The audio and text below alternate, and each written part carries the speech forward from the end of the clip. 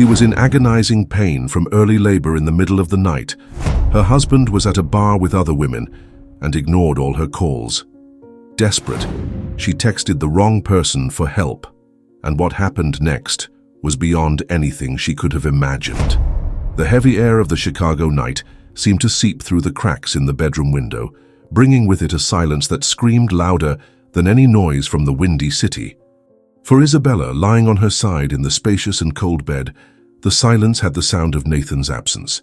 The weight in her 8-month belly was a constant reminder of the life growing inside her, a girl, her little Mia. But that same weight seemed to crush what was left of her marriage. With every movement of the baby, a mix of love and anguish invaded her. This was supposed to be the happiest moment of their lives. She remembered with painful clarity the sparkle in Nathan's eyes when they decided to try for a baby. He talked non-stop about teaching his son to kick a soccer ball, to fly a kite, to be his little buddy. Fatherhood was his big dream, or rather, fatherhood of a boy. The discovery that they were having a daughter during an ultrasound that should have been a celebration was ground zero for the ruin. That day, the color drained from Nathan's face. He forced a smile for the doctor, but Isabella, who knew every nuance of his expressions, saw his dream unraveling in real time. "A girl," he repeated in the car on the way home, as if the word had a bitter taste. "Well, at least she'll be Daddy's little princess, right?" he said, but the phrase sounded hollow, a memorized script that found no echo in his heart. From that moment, indifference settled between them like a dense and icy fog. Nathan stopped touching her belly. Conversations about the baby's future, once full of enthusiasm, became Isabella's monologues, answered with monosyllables or a vague "uh-huh" while he scrolled through his phone. He came home later and later from work, claiming meetings and urgent projects, but the scent of feminine perfume that sometimes clung to his collar told a different story, one Isabella was too afraid to investigate. The rejection wasn't just to the unborn daughter, it was to her. Her body, once an object of desire, now faced veiled criticisms. "You're looking pretty swollen, don't you think?" he commented, with fake concern. "Be careful not to let yourself go after the baby comes. A sloppy woman loses her husband," he said, disguising the cruelty with a tone of advice. Each word was a small knife that wounded her already fragile self-esteem from the changes of pregnancy. That night, the loneliness was almost palpable. Nathan had gone out, saying he needed to unwind with the guys. It was almost 11 and the bed beside her remained empty. Isabella got up with difficulty, her body protesting, and went to the kitchen for a glass of water. The reflection in the dark window glass showed a woman she barely recognized, the tired face, sunken eyes, the immense belly that seemed to carry not just a baby, but the full weight of a failed marriage. She felt her daughter move, a small wave under her skin.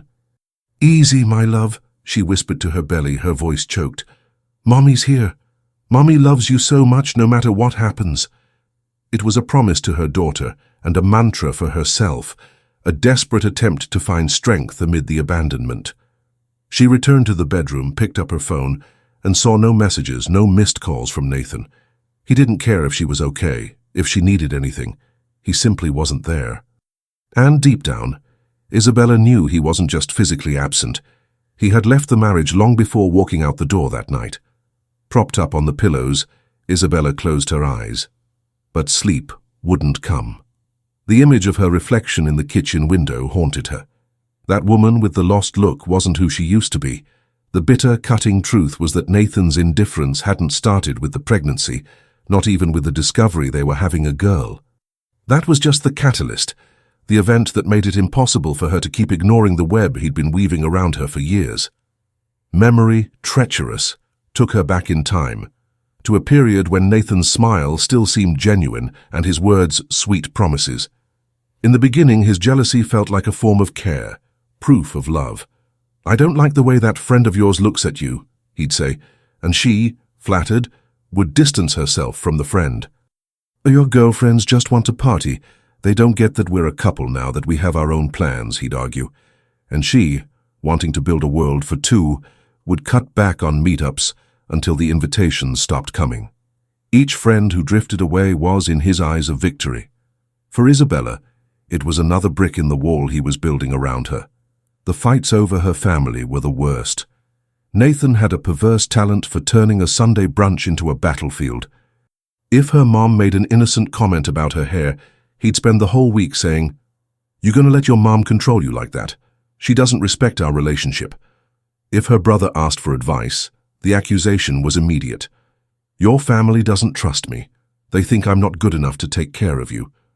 The arguments were always exhausting, ending with Isabella in tears and Nathan in the victim position, the misunderstood man who just wanted to protect her. Tired of being the pivot of so many conflicts, she started making excuses not to visit her parents, not to answer her brother's calls. Isolation was the price of peace, or what she believed was peace. The control extended to her professional life with cruel subtlety. Isabella loved her job as a marketing analyst.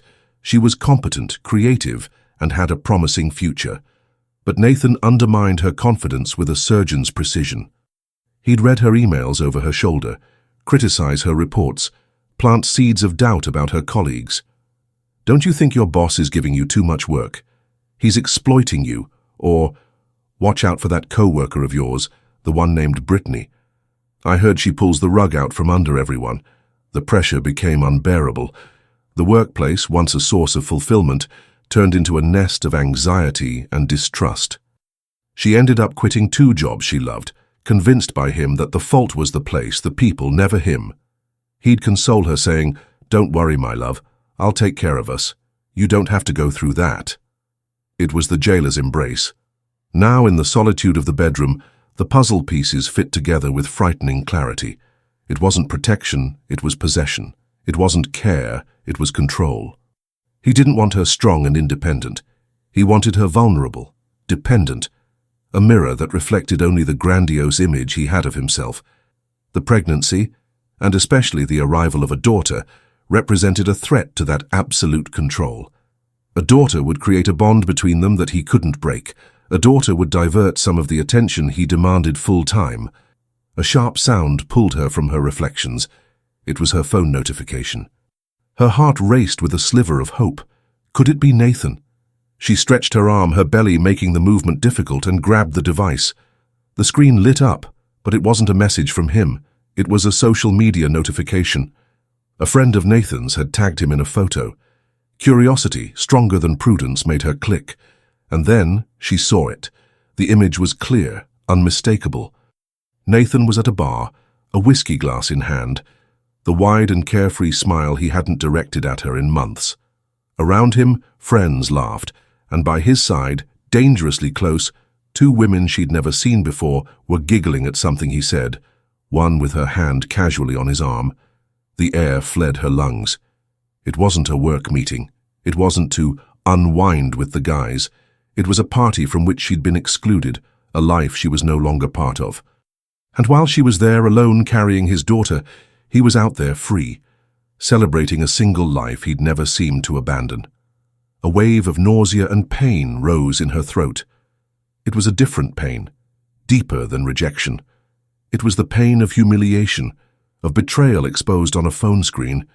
The tears she'd been holding back began to fall, hot and silent. And it was then, amid the convulsive crying, that a sharp and intense stab crossed her belly, stealing her breath and announcing that the night was far, very far from over. The storm wasn't building on the horizon anymore. It had just arrived. The first contraction was like lightning, a sharp and deep pain that started in her back and tightened around her belly with brutal force. Isabella gasped, her crying interrupted by the physical shock. The hand holding the phone dropped onto the mattress, the image of Nathan smiling at the bar frozen on the screen, a cruel mockery of her suffering. She tried to breathe deeply, as she'd learned in the prenatal classes, but the air seemed stuck in her throat, mixed with the sob of betrayal. "No, not yet, it's too early," she whispered to the empty room, trying to deny reality. She was at 34 weeks. It was early. But her body didn't heed her pleas. Minutes later, another wave of pain hit her, longer and more intense than the first. It was unmistakable. It wasn't a false alarm. Not one of the practice contractions she'd felt before. It was real. Labor had begun, triggered by the stress, by the emotional pain that had turned into physical urgency. Panic began to set in, cold and paralyzing. Alone. She was completely alone. The first person she thought of, by pure instinct, was Nathan. Despite the anger, the humiliation, he was still her husband, the father of the child. He needed to be there. With trembling hands, she unlocked her phone and dialed his number. The phone rang once, twice, 3 times. On the 4th, it went to voicemail. "Nathan, it's me," she said, her voice breaking, interrupted by panting breaths. I think it's time. The water hasn't broken, but the contractions, they're strong. Please call me back. I need you." She hung up and waited, her heart hammering against her ribs. Nothing. She tried again. This time it went straight to voicemail. He'd turned off his phone, or worse, was ignoring her. A third attempt confirmed her greatest fear. The ring sounded once before being silenced. Rejected. He'd seen her name on the screen and actively refused the call. The realization hit her with the force of a punch. He wasn't just having fun, he was deliberately excluding her, silencing her, abandoning her at the moment she needed him most. A new contraction doubled her over, and a moan of pain escaped her lips. Panic gave way to despair. Who else could she call? Her mind raced through a list of names that had become painfully short. Her friends. Jessica lived in another state now, and Megan, her best friend from college, barely spoke to her since the last fight Nathan had provoked, accusing her of being a bad influence. It would be too humiliating to call Megan in the middle of the night, after months of silence for such desperate help. Her family. Her mom lived in the suburbs, 2 hours by car, and had high blood pressure issues. A call like that in the dead of night could do more harm than good. Her brother was traveling for work. Nathan, with his methodical and cruel strategy, had succeeded. He'd isolated her so completely that in her moment of greatest vulnerability, she had no one to turn to. She was on an island, and the tide was rising fast. The tears now were of pure terror. She needed to get to the hospital. She needed help. The pain was becoming more frequent, more overwhelming. She decided to try Nathan one last time, not with a call he could reject, but with a message. Maybe if he read the words, the urgency would hit him. With fingers slick from sweat, she opened the messaging app. Their recent conversation was still at the top, empty of replies. "Nathan, the contractions are every 5 minutes. I'm alone and in a lot of pain. It's Mia, she's coming. I need to go to the hospital now. Please come home." She typed quickly, her vision blurred by tears and the pain starting to announce itself again. She hit send with a sense of urgency, and in a desperate impulse thought to send the same message to her brother, even knowing he couldn't help, maybe just so someone in her family knew what was happening. She opened her contacts, her finger hovering over Daniel, her brother. But a new contraction, the strongest yet, made her writhe, and the phone slipped from her hand. She grabbed it back quickly, her thumb clumsily tapping the screen to forward the message. In the confusion of pain and panic, she didn't notice that instead of selecting her brother's contact, her finger had slipped one line down, landing on another name. Alexander. Alexander, Nathan's boss. A man she barely knew, with whom she'd exchanged only polite greetings at 2 company parties.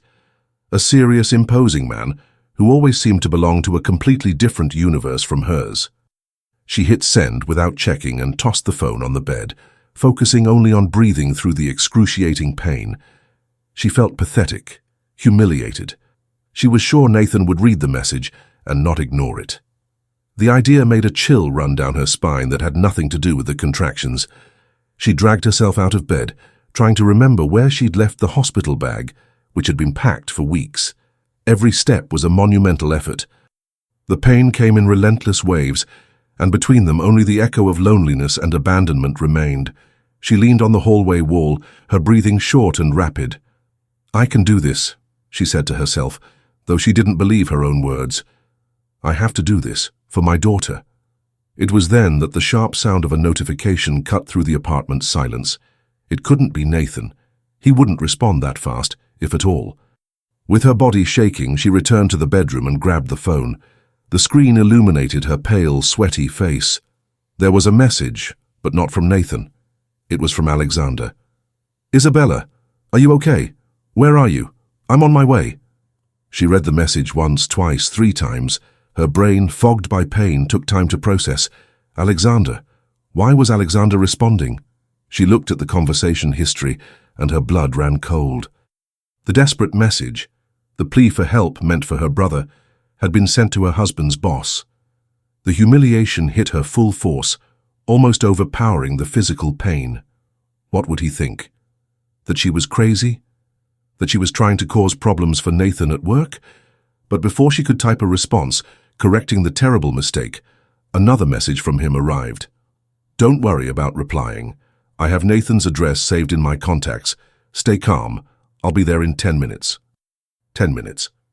In 10 minutes, her husband's boss, a near stranger, would be at her door to take her to the hospital, while the father of her daughter ignored her to drink with other women at a bar. The situation was so absurd, so surreal, that for a moment she almost laughed. It was a nightmare script. But amid the chaos, a small and unexpected flame ignited. Help was on the way. She wasn't completely alone anymore. And in that moment, the sender's identity mattered less than the promise in his words. Someone was coming. And that, for now, was all that mattered. The Friday night weighed over Chicago, a blanket of humidity and neon lights that didn't penetrate the windows of Alexander's upscale apartment. At 1 in the morning, silence was his only companion. Sleep was a luxury he couldn't afford. Sitting in his leather armchair, with an untouched glass of water beside him, he stared at the laptop screen without really seeing the charts and spreadsheets. His mind was miles away, immersed in the problems bubbling in his company. There was a suspicion of an information leak, a vulnerability in the system that kept him on high alert. Every notification on his phone was a jolt, the expectation of an update from the security team. That's why he saw Isabella's message the instant it arrived. Her name flashed on the screen, and for a second he frowned, confused. Nathan's wife. He barely knew her. He opened the message out of pure curiosity, expecting an apology for a mistake, but what he read made him stand up abruptly from the armchair. "Please, the contractions are every 5 minutes. I'm alone and in a lot of pain. It's Mia, she's coming. I need to go to the hospital now. Please come to the house." Alexander reread the message, his heart racing.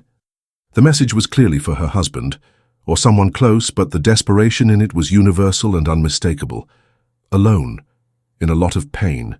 The image of a pregnant woman, on the verge of giving birth, abandoned, overlaid all concerns about spreadsheets and data security. This was real, this was urgent. He didn't hesitate. His first reaction was to call Nathan. The employee was one of his best managers, always so dedicated. There had to be a mistake, a dead battery, a misunderstanding. Nathan's phone rang, but the call was rejected. Alexander tried again. Rejected again. The strangeness of the situation gave way to a twinge of irritation. What kind of man doesn't answer the phone in a situation like this? With no time to waste, he sent the messages to Isabella, assuring her he was on his way, and rushed to the bedroom to change clothes. He grabbed his car keys and, while descending in the elevator, tried calling Nathan once more. The call went straight to voicemail. Meanwhile, miles away in a borrowed apartment in Lincoln Park, muffled music pulsed. Nathan, his eyes glazed from alcohol, saw Alexander's name flash on his phone screen. "Boss calling at this hour?" he grumbled to the woman lying beside him, one of the ones he'd met at the bar. "Must be freaking out about that project, wants me to work the weekend, that's all." He rejected the call with a dismissive tap. Moments later, he saw Isabella's message notification. He read it. The words were clear, but his brain, soaked in whiskey, processed them with sluggish numbness. Contractions. Hospital. Mia. Reality knocked at his door, but he chose not to open it. He looked at the woman beside him, at the empty bottle on the coffee table, at the intoxicating freedom of that night. And then he looked at Isabella's message, which represented diapers, nighttime cries, responsibilities. Fatherhood of a girl he never wanted. In that hazy and selfish instant, He made a decision. He turned off his phone and tossed it on the couch. It was easier to pretend the message never existed. 10 minutes later, as promised, Alexander's car stopped in front of Isabella's building. He buzzed the intercom, and her weak, panting voice authorized him to come up. When he reached the apartment door, he found it ajar. Isabella was leaning against the hallway wall, her pale face covered in sweat, her immense belly contracted in a wave of pain. The sight of her, so vulnerable and so strong at the same time, struck him deeply. "Isabella," he said, his voice calm and firm, trying not to show the shock. "It's me, Alexander. Let's get to the hospital." She just nodded, unable to speak. He saw the hospital bag near the door, grabbed it with one hand, and with the other offered his arm to her. "Lean on me." The walk to the elevator and then to the car was slow, interrupted by 2 contractions that left her breathless. Alexander remained silent, offering physical support and a presence that spoke more than any words. He tried calling Nathan twice more from inside the car. No luck. At the hospital, the maternity team acted quickly. As they took Isabella to the pre-labor room, a nurse turned to Alexander. "Are you the father, sir?" "No," he replied without hesitation. "I'm a friend. The husband is on his way." But as he said it, an uncomfortable doubt settled in his mind. He didn't go home. He couldn't. He stayed in the maternity hallway, a stranger in one of a family's most intimate moments. He felt out of place, but the idea of leaving Isabella completely alone was unthinkable.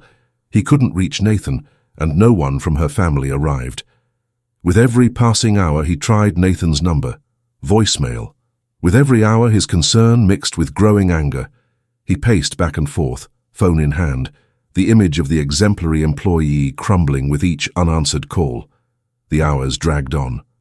The sun rose, tinting the Chicago sky, but Alexander didn't notice. His vigil was only interrupted by the sharp and strong cry of a newborn coming from the room where Isabella was. Soon after, a smiling nurse appeared. "It's a beautiful, healthy girl. The mom is tired but doing well." An immense relief flooded him. He asked them to tell Isabella he was there and that he'd keep trying to contact her husband. He stayed for a few more hours until he was sure she and the baby were safe and settled in the room. Only then, exhausted, did he go home, the image of Nathan, the absent husband, etched in his mind with disturbing clarity. Monday arrived like any other. Alexander entered the company, the weekend's fatigue weighing on his shoulders, and then he saw him. Nathan was at his desk, laughing at a joke with a colleague, a coffee cup in hand, as if nothing in the world had happened. He didn't look like a man who'd just become a father, nor a worried husband. He looked normal, too normal, and that normality was the scariest thing Alexander had ever seen. Nathan looked up, saw his boss, and waved with a professional smile. "Good morning, Alexander." Alexander just stared at him, a whirlwind of questions and accusations stuck in his throat. How could he be there smiling, after vanishing for 2 days? Did he know his daughter had been born? What the hell was going on in that family? The mystery of Nathan's disappearance was now an abyss, and Alexander felt dangerously close to discovering what lay in its depths. Alexander's gaze was a sharp blade, cutting through Nathan's facade of normality. He didn't respond to the "good morning." He just made a curt nod toward his office, an invitation that was an order. Nathan, sensing the shift in the air, lost his smile and followed, the glass door closing behind them with a muffled click that seemed to echo through the office. "Sit down, Nathan," said Alexander, his voice low and controlled, making it even more intimidating. He walked around the desk but didn't sit. He remained standing, arms crossed, staring at the employee. "I called you Friday night, several times. Sent messages. It was about your wife. It was about your daughter." Nathan swallowed hard, his face paling. He shifted in the chair, uncomfortable. "Alexander, boss, I'm sorry, I had a really serious personal issue over the weekend. My phone ran out of battery. I was handling some things." It was complicated. The lie came out stumbling, fragile. "Your wife went into labor, Nathan," continued Alexander, ignoring the flimsy excuse. "Alone. She sent me a message by mistake, thinking it was you or someone else. I took her to the hospital.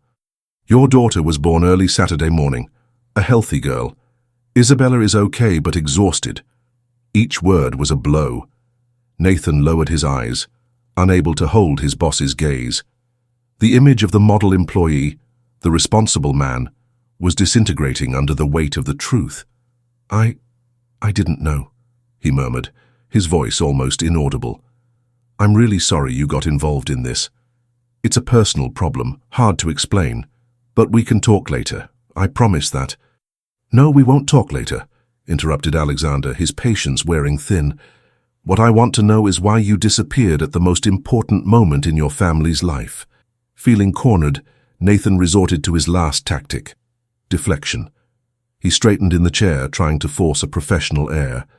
Look, Alexander, I really appreciate your help, truly, but this is something I need to sort out with Isabella.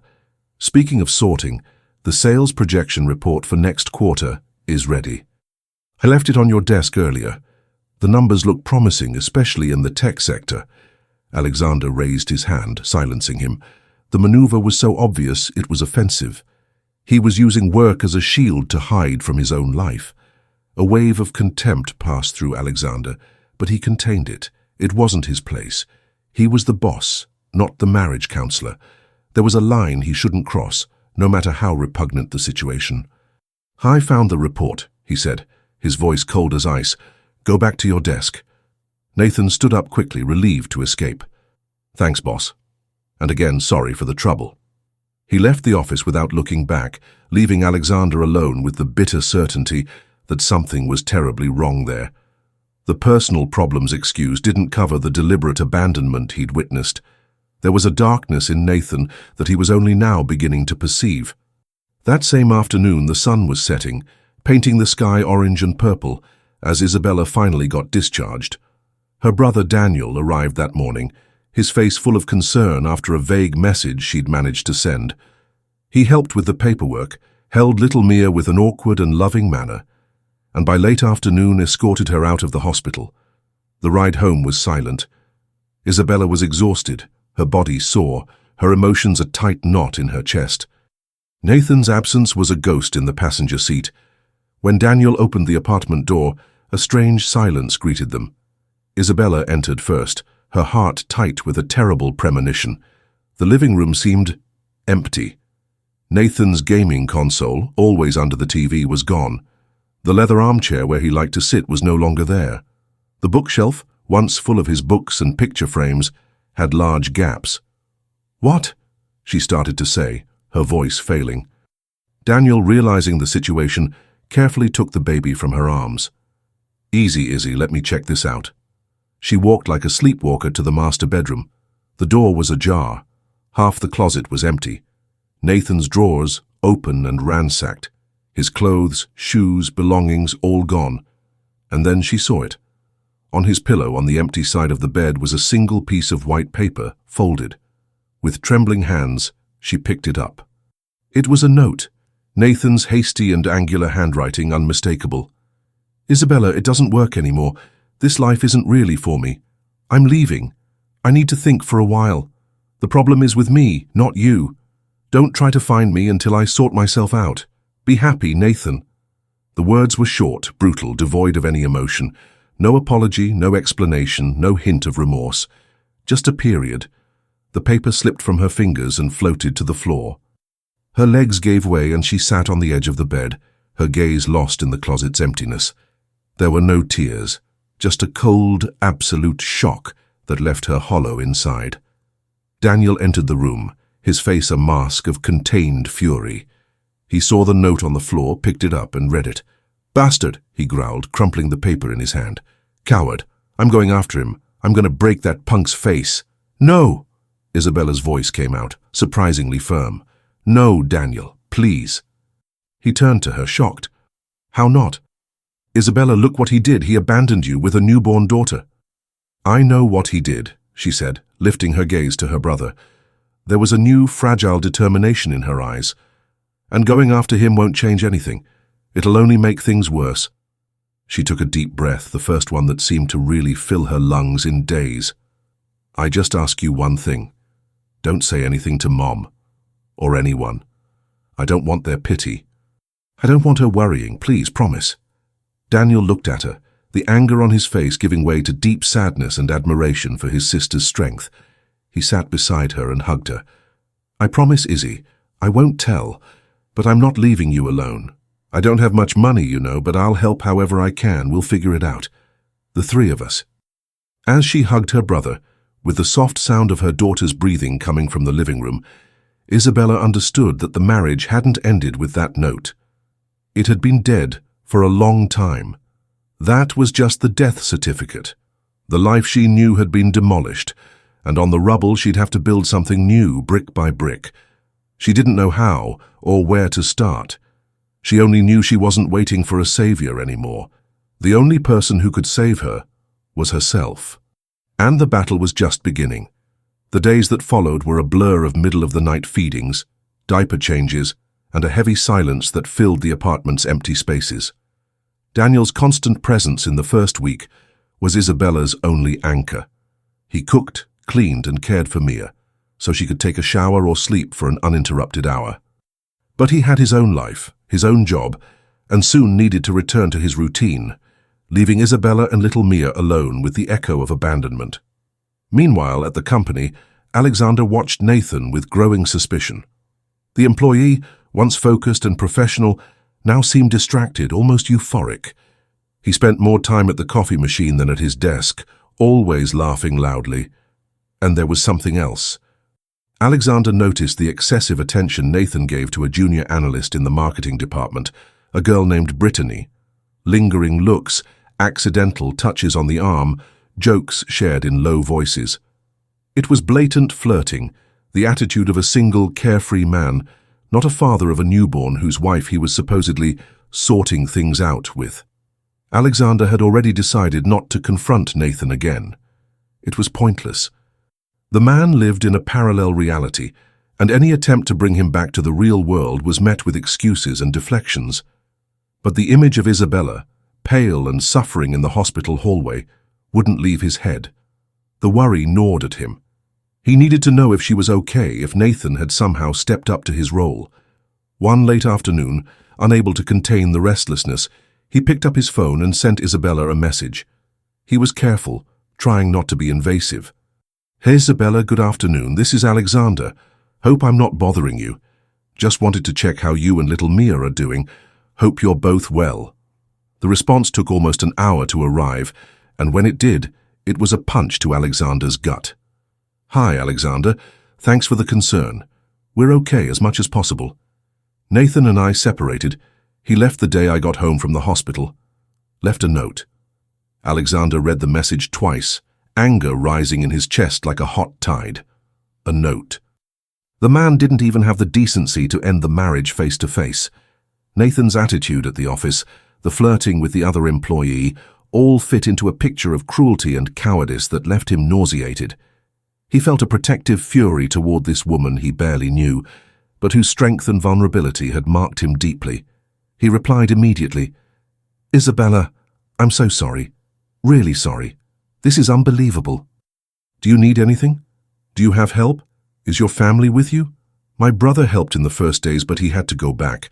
I'm without income right now, but I'll figure it out. Don't worry."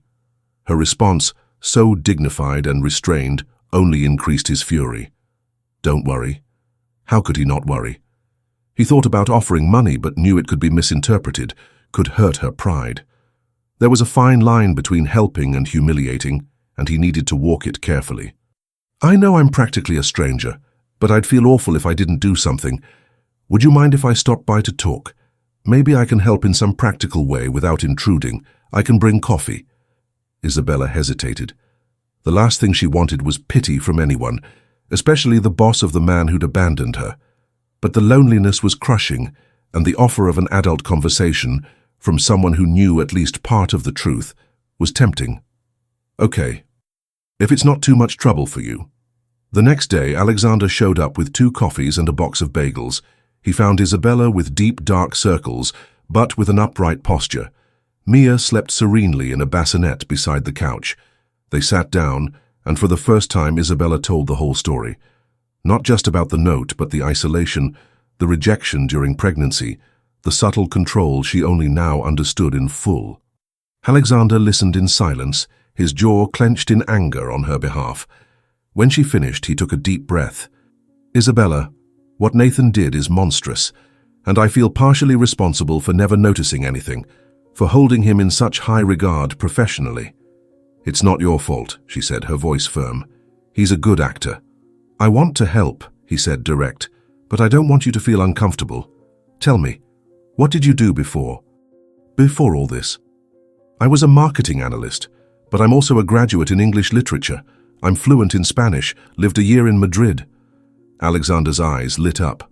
"Fluent in Spanish," he repeated, an idea forming in his mind. "Isabella, that's great. More than great. It's a tool." He leaned forward, the energy shifting from compassion to planning. "Have you ever thought about giving private lessons? Fun ones for kids. There's huge demand for that. Parents who want their children to learn early in an enjoyable way." Isabella stared at him, surprised. I don't know. Never considered it." "Consider it now," he insisted, with contagious enthusiasm. "You can start with a few students on your own time right here at home. That would give you income and flexibility to care for Mia." He pulled out his phone. "I know some people. I have a 7-year-old daughter, Ava. She'd love it. And I can talk to a few more friends in the building. I can guarantee your first students." He did more than that. The following week, Alexander not only referred 3 students, including his own daughter, but also showed up at Isabella's apartment with a small whiteboard, colored markers, and some children's books in Spanish. "A welcome kit for the new teacher," he said with a smile. When Isabella tried to argue, he interrupted her. "Consider it an advance. You pay me back with Ava's first lessons." It was practical, discreet help that preserved her dignity. He wasn't giving handouts. He was opening a door, offering a tool for her to rebuild her life herself. For the first time in months, Isabella felt a spark of hope. It wasn't just about the money, it was about having something of her own again, an identity beyond mom or abandoned wife. It was the first step on a path she couldn't yet see fully, but that at least seemed to lead away from the darkness. Isabella's routine transformed. The days, once marked by grey loneliness, gained color with children's laughter and the sound of songs in Spanish. Ava, Alexander's daughter, was her most enthusiastic student.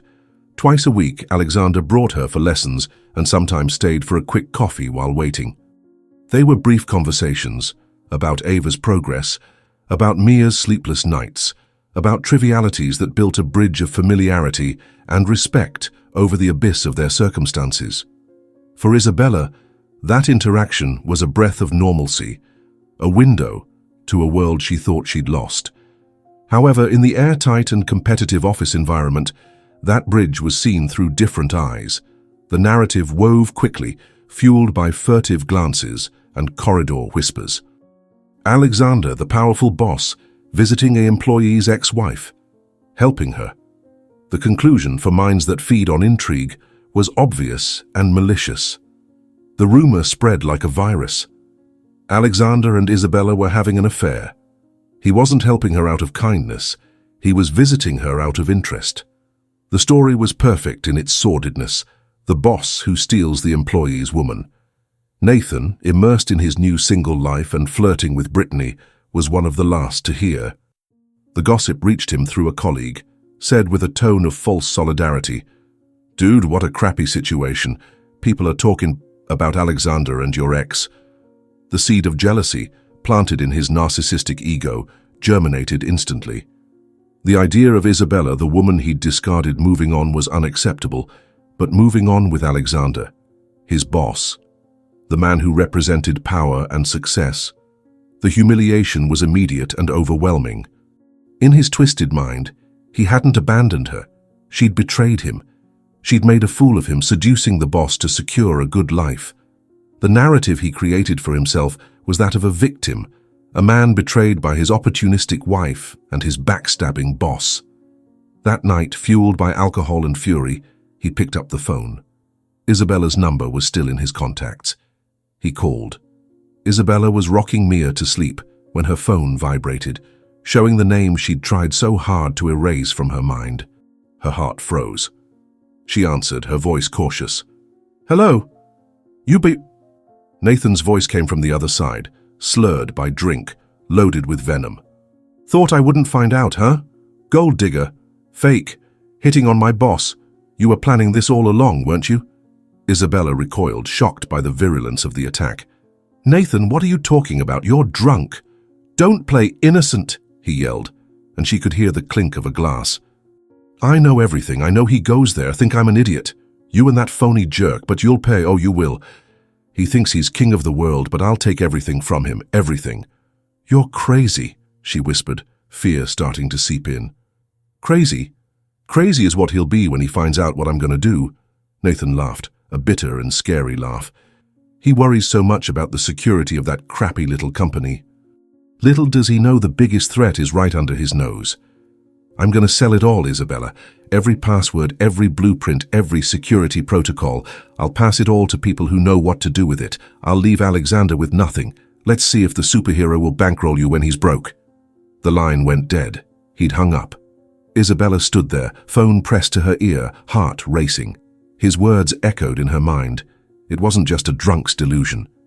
There was a terrible precision in the threat, a malice beyond jealousy, selling information, people who know what to do with it. The mention of the company's security made her remember Alexander, worried about leaks weeks ago. The fear for herself was replaced by an even greater panic. This wasn't just about a broken marriage anymore. It was about a crime that could destroy the man who, asking nothing in return, had helped her get back on her feet. She couldn't ignore it. With trembling hands, she dialed Alexander's number. Isabella, did something happen? Is Mia okay? He answered, his voice immediately alert. Alexander, sorry to call at this hour, she said, her voice a thread. But I need to tell you something. It's about Nathan. She recounted the call, word for word, the accusation of betrayal, the rage, and the specific, detailed threat. On the other end, Alexander's silence was heavy, dense. When he finally spoke, his voice was different. The gentle, supportive tone had vanished, replaced by cold, cutting steel. Where did he say he was, and was the first question. He didn't say. Okay, Isabella, you did the right thing calling me. Stay calm and lock your doors. Don't answer any more calls from him. I'll handle this. As soon as he hung up, Alexander activated the emergency protocol. He called his head of security, a former FBI agent, and reported the threat. The suspicion of an internal leak that had been keeping him up at night now had a face. The security team acted with relentless speed. Within hours, they were monitoring Nathan's communications, his company network accesses, his movements. The investigation revealed a darker truth than Alexander had imagined. Nathan wasn't just selling information to a competitor. He was in contact with a gang specialized in heists on large companies. The plan was meticulous. He'd provide the blueprints, the guard shift schedules, the access passwords, and the camera blind spots. In exchange, he'd get a percentage of the haul planned for the following week. The security team, in coordination with the police, set up a trap. They watched Nathan make the final contact, scheduling the meeting for the delivery of the last details in a mall parking lot. On the scheduled night, Nathan arrived, feeling like the master of the universe. He carried a USB drive containing the key to Alexander's ruin and his own rise. When he handed the device to the man waiting in a car, the lights came on. Police cars blocked all exits. The voice on the megaphone ordered them to come out with hands up. Nathan was arrested in the act, the expression of triumph on his face dissolving into pure terror and disbelief. The web of lies and hate he'd woven didn't lead to revenge, but to a cold cell. His attempt to destroy everyone's lives around him ended up imploding only his own. The news of Nathan's arrest hit like a bomb, but one that, instead of destroying, cleared the ground for a new beginning. When the full story, with all its sordid details, reached Isabella's mom, she didn't hesitate. She packed her bags in her suburban town, and the next day was at her daughter's apartment door, with a hug that said everything words couldn't and a fierce determination in her eyes. You're not alone anymore, she said, and for the first time Isabella fully believed it. Her mum's presence was transformative. With the doting grandma caring for Mia, Isabella gained time and peace of mind. The few Spanish lessons multiplied. She created an online professional profile, recorded short, fun videos, and with word of mouth boosted by a discreetly proud Alexander, her schedule filled up. The apartment, once a scene of loneliness, was now filled with children's laughter, the smell of her mom's apple pie, and the constant presence of love. Isabella was finally rebuilding her life, not on the past's rubble, but on a solid foundation of independence and family support. Almost a year passed. Mia, with her little curls starting to form, was already crawling around the house, her joyful babbling the family's soundtrack. The relationship with Alexander and his daughter Ava had also deepened. Ava was no longer just a student.